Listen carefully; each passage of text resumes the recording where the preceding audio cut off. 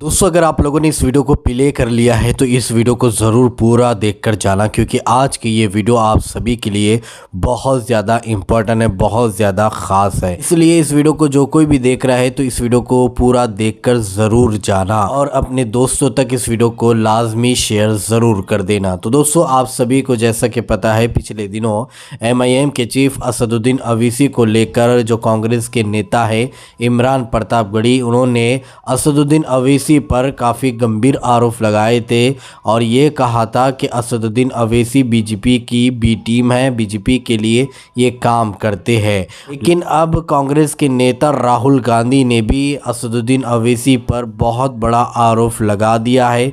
उन्होंने क्या कहा है असदुद्दीन अवैसी को लेकर मैं आप लोगों को राहुल गांधी का वीडियो क्लिप दिखाऊंगा और इसी राहुल गांधी और इमरान प्रतापगढ़ी को MIM के चीफ असदुद्दीन अवैसी साहब ने किस तरह से करारा रिप्लाई दिया है, करारा जवाब दिया है, वो भी वीडियो आप लोगों को इसी वीडियो के अंदर दिखाऊंगा।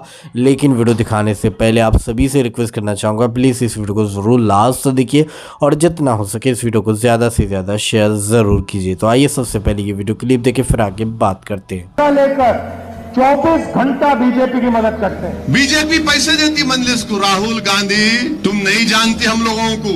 हम रसूल अल्लाह सल्लल्लाहु अलैहि वसल्लम की उम्मती हैं, हम उनके गुलामों के गुलाम हैं। और जमीर बेचना, ईमान बेचना दौलत के लिए हमारी फितरत में नहीं है। शायद तुम्हारे साथ जितने हैं वो करते होंगे।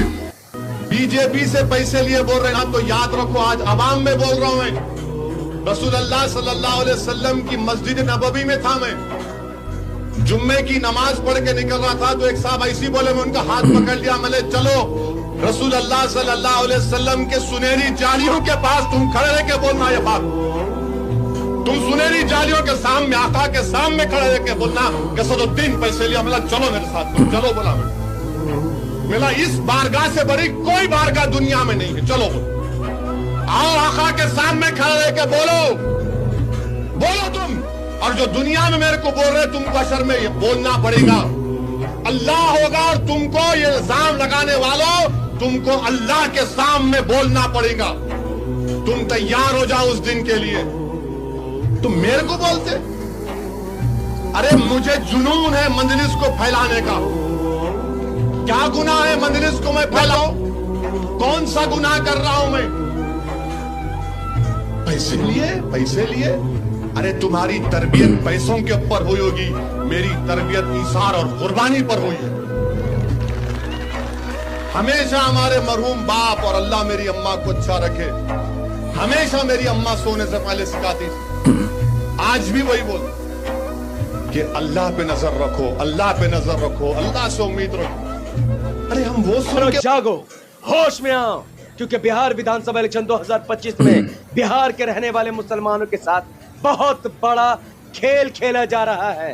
क्योंकि इस बार राहुल गांधी, तेजस्वी यादव और इंडिया अलायंस इस बार बिहार इलेक्शन में बीजेपी को हराने के लिए नहीं बल्कि AIMIM को हराने के लिए काम कर रही है।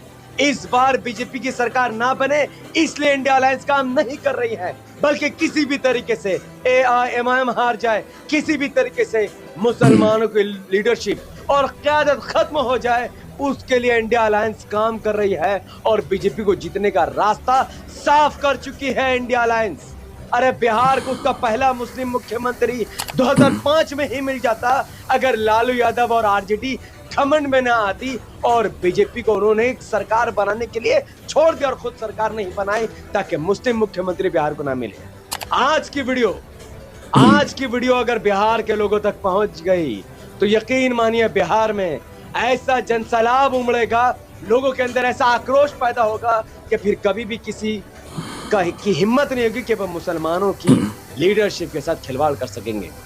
तो मैं आप सबसे हाथ जोड़कर गुजारिश करता हूं कि लाइक और कमेंट करने के बाद इतना शेयर करना कि बिहार इलेक्शन से पहले ये वीडियो बिहार के हर उन मुसलमानों तक पहुंच जाए कि जिनके साथ क्या कुछ हो रहा है। राहुल गांधी जी वोटर अधिकार यात्रा निकाल रहे हैं, जो करीबन 110 विधानसभा की सीटों पर पैदल रैली या फिर गाड़ियों से रैली निकाल रहे हैं। लेकिन इस बात को सुनकर आपको भी ताज्जुब लगेगा कि कि उन 110 विधानसभा की सीटों में से राहुल गांधी जी जिन सीटों पर अपनी रैलियां कर रहे हैं वो अधिकतर मुस्लिम बहुसंख्यक सीट या फिर मुस्लिम बहुसंख्यक जिले हैं। एग्जाम्पल के तौर पर सीमांचल, जिसके अंदर अररिया डिस्ट्रिक्ट आता है जिसमें 43% मुसलमान, कटिहार 45% मुसलमान, किशनगंज 68% मुसलमान, पूर्णिया 39% मुसलमान। उस सीमांचल में राहुल गांधी जी दौरा कर रहे हैं जहां पर बीजेपी कभी जीत ही नहीं सकती है। लेकिन जिस जगह पर बीजेपी जीती हुई है वहां पर राहुल गांधी जी दौरा ही नहीं कर रहे हैं। वेस्ट चंपारण से लेकर गोपालगंज और सिवान के और भोजपुर के अंदर तक जहां जहां भारतीय जनता पार्टी और जेडीयू के एमएलए जीते हुए हैं वहां पर राहुल गांधी एक जरा भी दौरा नहीं कर रहे हैं, बल्कि उनका पूरा दौरा उन सीटों पर है जहां पर या तो आरजेडी जीती हुई है या फिर एमआईएम जीती हुई है। इससे क्या रिजल्ट सामने आता है?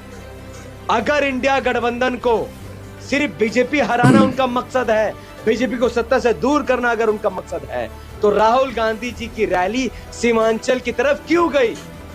कटिहार, अररिया, किशनगंज, पूर्णिया क्यों गई? बल्कि राहुल गांधी जी का पूरा रैली और पूरा फोकस उन सीटों पर होना था जहां पर कांग्रेस और आरजेडी की हार और बीजेपी और जेडीयू की जीत होती है। क्योंकि राहुल गांधी इस बात को जानते हैं कि बीजेपी आए जाए इससे इंडिया गठबंधन को फर्क नहीं पड़ता। इंडिया गठबंधन को इस बात से फर्क पड़ता है कि किसी भी तरीके से एमआईएम ना जीते, किसी तरीके से एमआईएम किंगमेकर ना बन जाए, एमआईएम किंगमेकर बनकर सरकार ना बना ले, मुसलमानों का लीडरशिप खड़ा ना हो जाए, जिसको देखते हुए इस बार राहुल गांधी, तेजस्वी यादव और इंडिया अलायंस के तमाम बड़े नेता मुस्लिम बहुल क्षेत्र में रैली निकाल रहे हैं ताकि वहां आरजेडी जीते और एमआईएम की हार हो और मुसलमानों को तर्री और गुलामी करने के लिए छोड़ दिया जाए। यह सबूत है इस बात का कि उनका रूट मैप गलत जगह है। मैं आप सबसे पूछता हूं, बिहार में रहने वाले एक एक मुसलमान से पूछता हूं कि सीमांचल में राहुल गांधी को रैली करनी चाहिए या फिर उस विधानसभा सीट में रैली करनी चाहिए जहां पर 80 से ज्यादा विधायक बीजेपी के जीते हुए हैं और 30-40 विधायक जेडीयू के जीते हुए हैं। सबूत नंबर 2 मैं आपको दिखाता हूं। 2005 में बिहार का चुनाव हुआ था फरवरी महीने में। उस चुनाव में 243 विधानसभा के सीटों पर चुनाव हुए। उन 243 विधानसभा की सीटों में आरजेडी ने 75 सीटें जीती थी और बिहार की सबसे बड़ी पार्टी बनकर उभरी थी, जबकि Janata Dal United 55 seat, Bharatiya Janata party 37 seat, LJP 29 seat, Congress 10 seat और बाकी अन्य पार्टियों का खाता खुला था। बिहार के 2005 के विधानसभा चुनाव में आरजेडी अगर चाहती तो आरजेडी एलजेपी के साथ मिलकर, कांग्रेस के साथ मिलकर, सीपीआई और सीपीएम और अदर पार्टी के साथ मिलकर गठबंधन से सरकार बना सकती थी और जेडीयू और बीजेपी को सत्ता में आने से रोक सकती थी। लेकिन सवाल यह है कि 2005 के बिहार विधानसभा चुनाव में आखिर आरजेडी ने सरकार क्यों नहीं बनाई? क्योंकि जिस एलजेपी के पास उस वक्त 29 विधानसभा की सीटें थीं जो किंगमेकर बनने जा रही थी, उन्होंने एक डिमांड सामने रखी थी। उन्होंने कहा था कि हम तभी समर्थन करेंगे जब बिहार को एक मुस्लिम मुख्यमंत्री दिया जाएगा। आरजेडी और कांग्रेस को यह बात इतनी बुरी लगी कि उन्होंने एलजेपी का समर्थन लेने से ही इनकार कर दिया और आखिरकार आरजेडी ने तमाम पार्टियों के साथ मिलकर सरकार बनाना जरूरी नहीं समझा और बीजेपी और जेडीयू के पास इतनी सीट नहीं थी कि वो सरकार बना ले, क्योंकि एलजेपी बीजेपी को समर्थन करने को तैयार नहीं थी। रामविलास पासवान। जी हाँ दोस्तों, आप लोगों ने राहुल गांधी का और इमरान प्रतापगढ़ी का वायरल वीडियो क्लिप देखा और इन दोनों को किस तरह से असदुद्दीन अवैसी साहब ने करारा जवाब दिया है, करारा रिप्लाई दिया है। आप लोगों ने असदुद्दीन अवैसी साहब की भी वीडियो क्लिप देख चुके हैं। दोस्तों, इस पूरी वीडियो को देखने के बाद अब आप क्या कहना चाहोगे, आपके इस बारे में क्या राय है, तो कॉमेंट में अपनी राय लाजमी बताइएगा। तो चलिए दोस्तों, इसी तरह की इन्फॉर्मेशन लेकर आपकी खिदमत में एक बार फिर से हाजिर होंगे। जब तक अपना ख्याल रखिए, शुक्रिया।